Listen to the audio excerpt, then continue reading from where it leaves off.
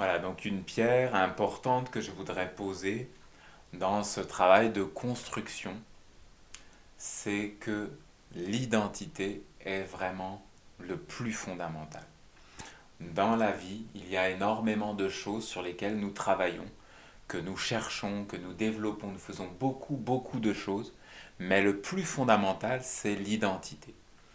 Donc, euh, donc si on est dans cette idée de construire une identité consciemment, je pense qu'on peut poser à l'intérieur de cette identité que l'identité est le travail le plus fondamental. Voilà, euh, c'est la pierre, la clé de voûte, on dirait. Voilà, c'est la clé de voûte.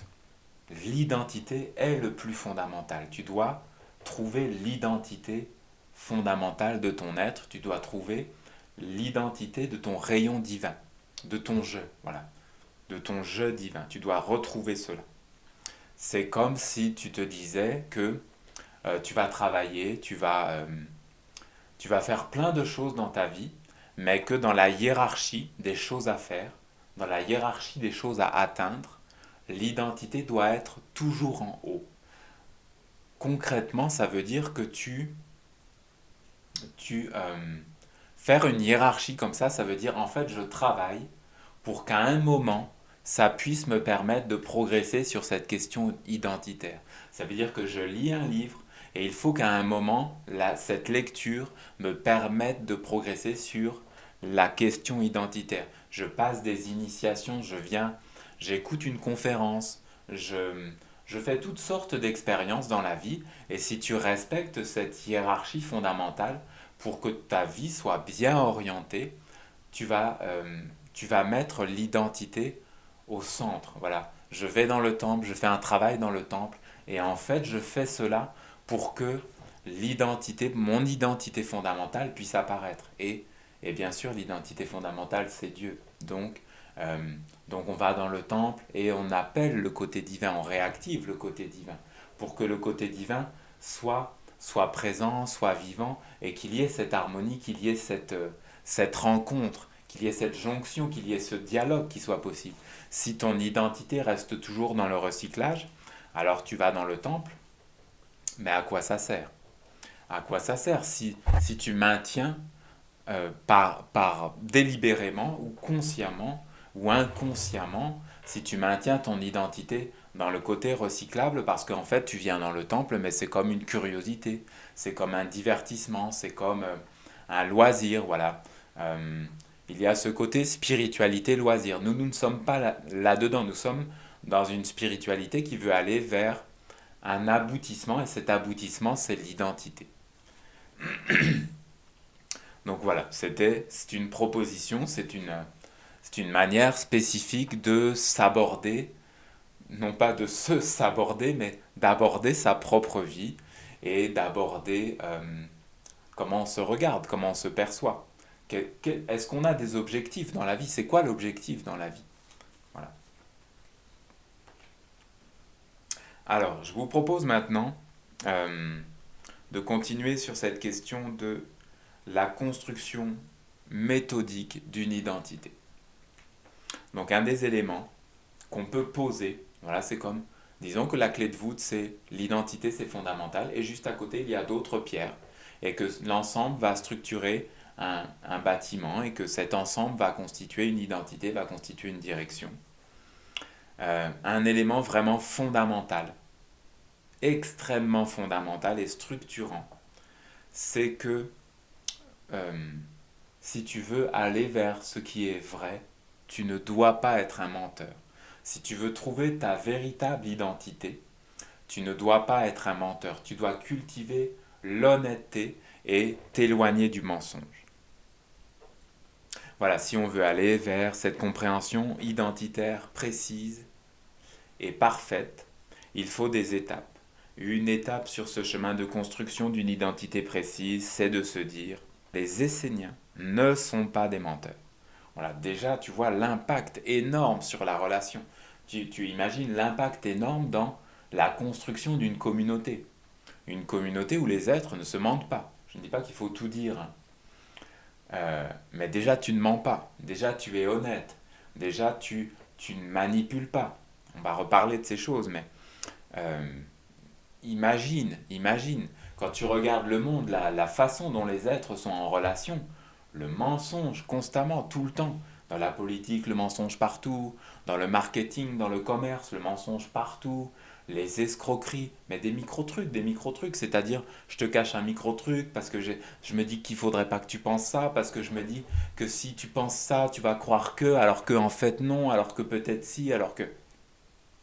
Mais que c'est compliqué, mais que c'est compliqué. Mais pourquoi? Pourquoi tout le temps compliquer les choses comme ça?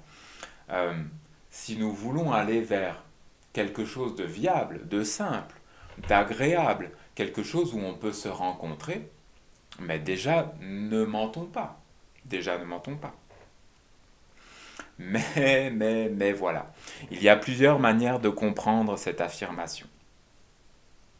La meilleure est sans aucun doute de la comprendre au premier degré, parce que nous sommes des êtres francs, des êtres droits, des êtres directs, des êtres simples. Voilà, simple, c'est très important, simple.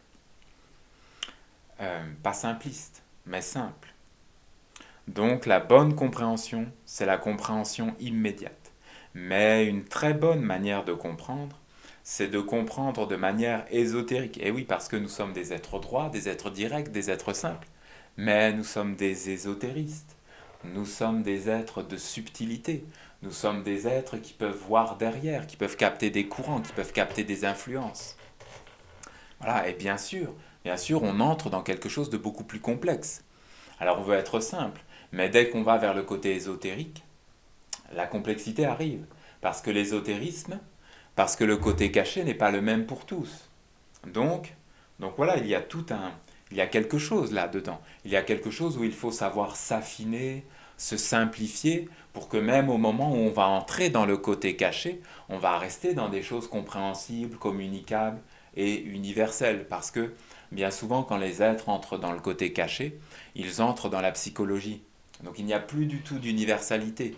Ils pensent que l'ésotérisme et les mondes subtils sont la psychologie. En partie, mais ce sont uniquement les mondes intermédiaires. Si tu vas vers les mondes cachés universels, tu n'as plus ce problème d'incompréhension. Et non, ce problème d'incompréhension est lié au monde intermédiaire. Voilà, nous sommes des êtres de subtilité, nous sommes des êtres qui ne s'arrêtent pas à l'apparence, mais qui lisent le monde dans sa profondeur. Donc l'ésotériste dit que le principal mensonge auquel nous sommes exposés, c'est l'illusion sur nous-mêmes. Et en cela, nous sommes des menteurs incurables. Ça, c'est une...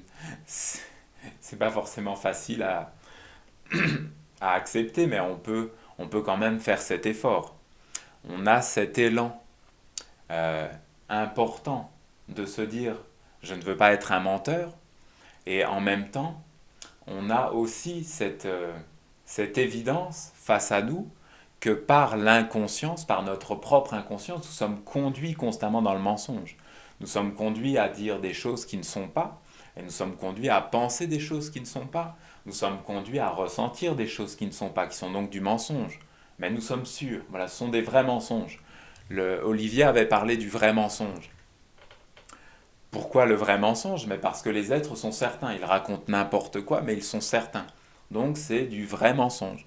Et, euh, et c'est tout un travail d'avancer avec cela, de construire avec cela.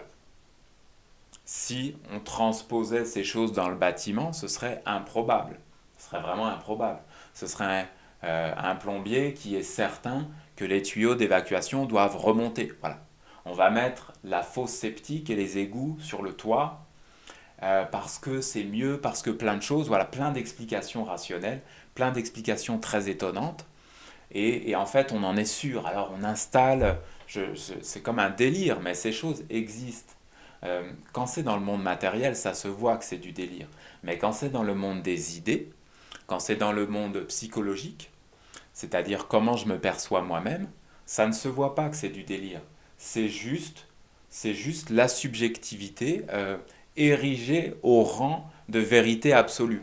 C'est la folie, c'est dangereux, c'est la guerre tout de suite qui apparaît.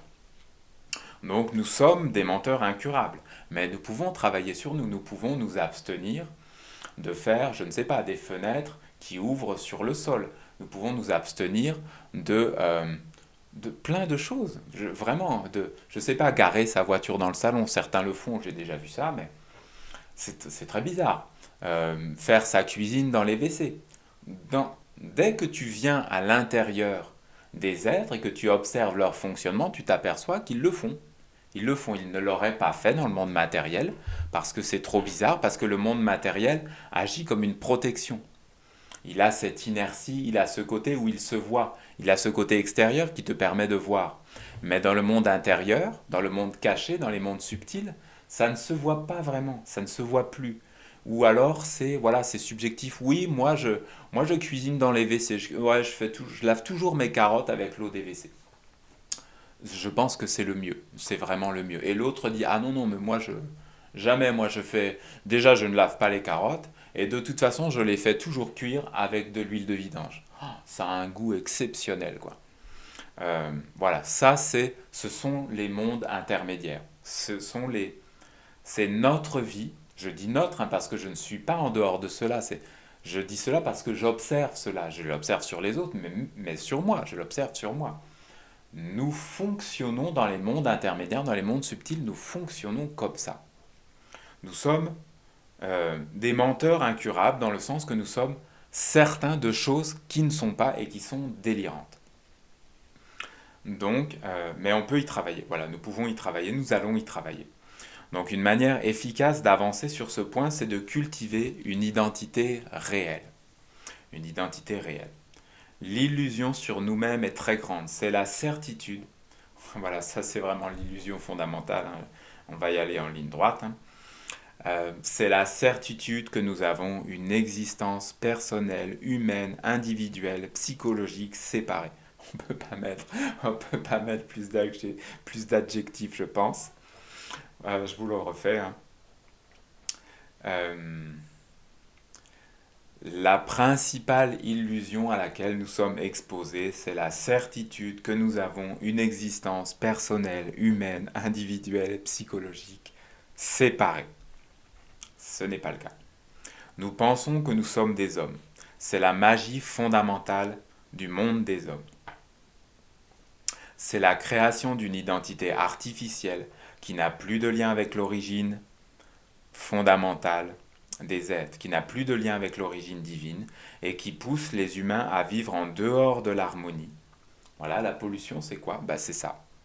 La pollution fondamentale, c'est ça. C'est que les humains se sont mis à vivre en dehors de l'harmonie. Ils n'ont pas vu le problème. Ils n'ont pas vu que ça allait poser problème.